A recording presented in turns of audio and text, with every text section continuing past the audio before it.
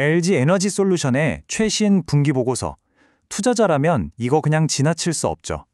오늘 저랑 같이 이 보고서 숫자들 사이에 숨어있는 진짜 이야기를 한번 파헤쳐 보겠습니다. 자, 그래서 투자자라면 누구나 궁금해할 바로 그 질문이죠. LG 에너지솔루션 지금 사도 될까? 바로 이겁니다. 오늘 이 질문에 대한 답을 한번 찾아보려고요. 보고서에 나와 있는 숫자 그리고 회사 전략까지 샅샅이 한번 뜯어보겠습니다. 일단 바쁘신 분들을 위해서 결론부터 쫙 말씀드릴게요. 이번 보고서 한 줄로 요약하면 이겁니다. 단기적인 파도는 좀 거칠지만 이 배의 엔진이랑 뼈대는 아주 튼튼하다.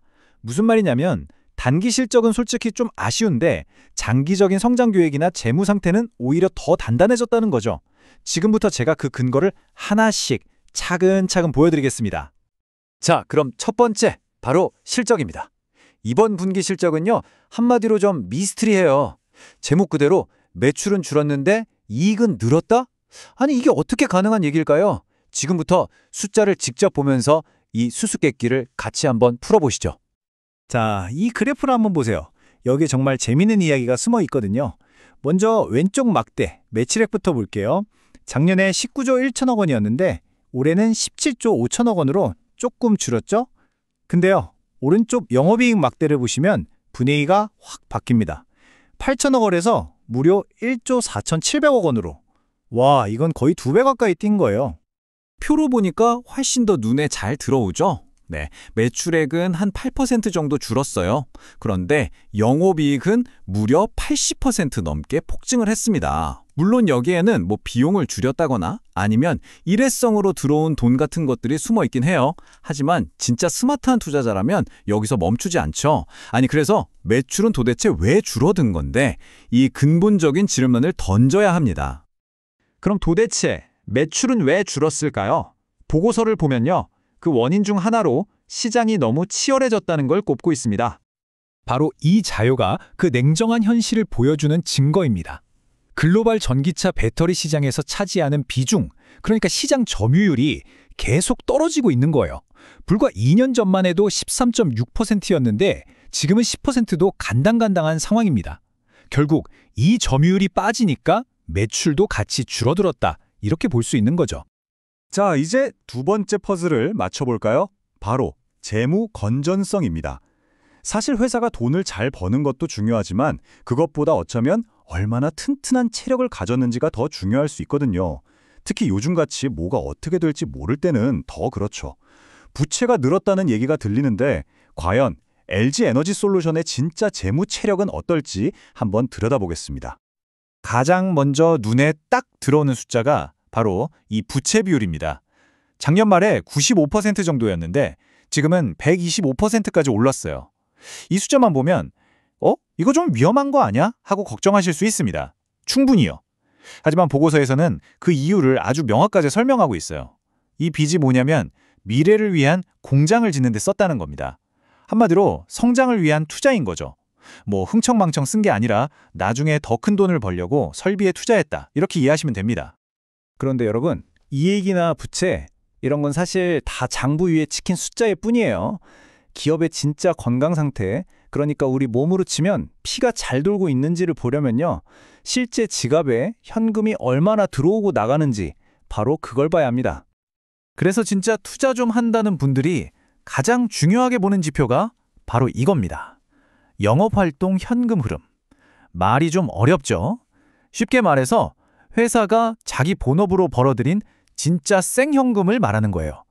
장부상의 이익은 어떻게든 꾸밀 수 있어도 통장에 실제로 찍힌 돈은 거짓말을 못하거든요. 이익에도 질이 있다면 그 퀄리티를 보여주는 가장 정직한 지표인 셈이죠. 그래서 결론이 뭐냐고요? LG 에너지솔루션의 현금 창출 능력, 한마디로 역대급입니다. 올해 3분기까지 자기 사업으로 벌어들인 현금이 무려 2조 6,800억 원? 와, 작년 같은 기간보다도 훨씬 더 많아요. 이건 정말 중요한 신호입니다.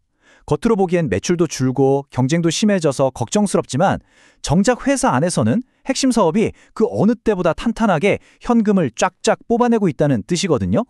자, 이제 마지막 세 번째 파트입니다. 과거랑 현재를 봤으니까 이제 미래를 봐야겠죠. 보고서가 스스로 고백하는 회사의 두 얼굴, 그러니까 위험 요인은 뭐고 또 기회는 뭔지 동시에 한번 살펴보겠습니다. 일단 회사가 이런 건 좀 조심해야 한다고 말하는 리스크부터 볼게요. 환율이나 금리처럼 우리 힘으로 어쩔 수 없는 외부 변수도 있고요. 앞에서 봤던 것처럼 시장 경쟁이 점점 더 심해지는 것도 있고 또 전기차 시장 자체가 갑자기 확 식어버릴 수도 있다는 그런 변동성도 있습니다.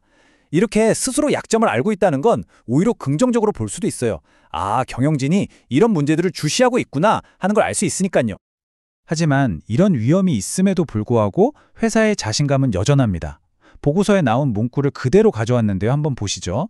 전기차 시장의 성장 모멘텀은 계속될 거다. 그리고 특히 ESS, 그러니까 에너지 저장 장치 시장이 AI 회사들 덕분에 안정적으로 성장할 거다.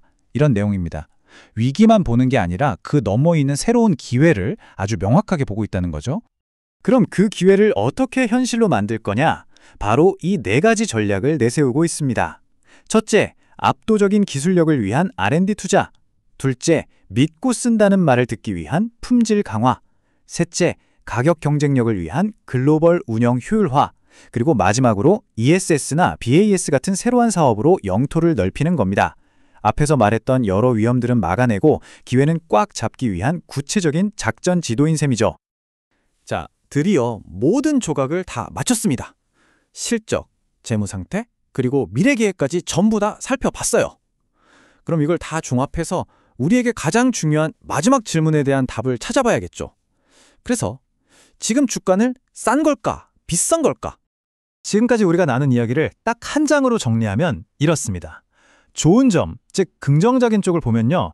역시나 튼튼한 현금 창출 능력, 그리고 회사가 나아갈 방향이 분명하다는 점이 돋보입니다.